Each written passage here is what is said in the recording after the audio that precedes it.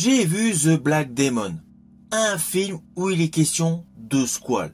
Eh bien, je vous le dis tout de suite, ne vous attendez pas à un film digne des Dents de la Mer. Alors oui, l'histoire a plutôt un postulat intéressant. Nous découvrons le personnage Paul Sturges, un inspecteur pétrolier américain, qui se rend avec sa famille sur une plateforme offshore, au Mexique. Sur place, il s'aperçoit qu'au cœur de la plateforme, il y a un véritable stress, car autour de celle-ci, il y a un gigantesque mégalodon noir qui rôde tout simplement pour dévorer tous ceux qui veulent fuir cette plateforme.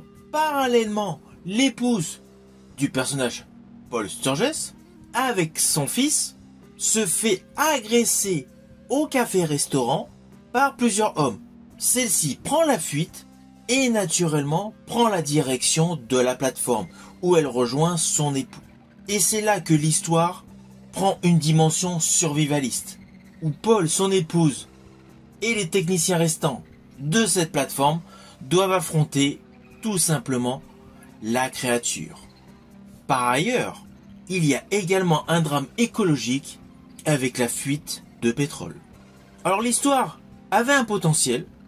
En plus, The Black Demon tente de mélanger le genre de film de monstres marins et le drame écologique, mais on va pas se mentir, l'équilibre n'est pas là. Alors oui, ils se servent d'une vieille mythologie liée à une malédiction mexicaine. Perso, j'avais trouvé ça accrocheur. Mais le problème, c'est qu'il y a un manque total de rythme. La mise en scène est plate et surtout, les moyens sont trop légers. Ne vous attendez surtout pas à voir débarquer ici et là le mégalodon noir. Il y a une scène phare en CGI de moyenne qualité où un bateau est pris en chasse, mais cela reste limite indigent.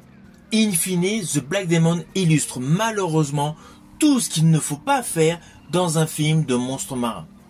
Là où vous pouvez espérer du suspense et de l'action, malheureusement, les séquences sont prévisibles et le récit est totalement poussif. Et puis le twist révélateur sur des documents qui ont été signés par une certaine personne est vraiment scabreux. Quant à lui, le mégalodon, qui est pourtant censé être l'attraction principale de ce film, est trop rarement présenté. Ne vous attendez pas à des effets spéciaux de belle qualité. Malheureusement, le film s'enlise.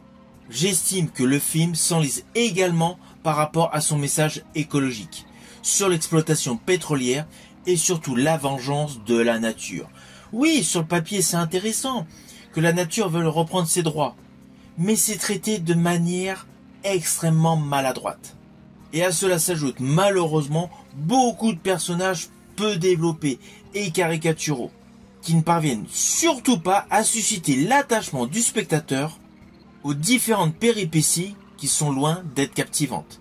Ce film est tout simplement une série B sans saveur, incapable naturellement de rivaliser avec le chef-d'œuvre de Steven Spielberg, Les Dents de la Mer. Je vous dis à bientôt pour une prochaine vidéo.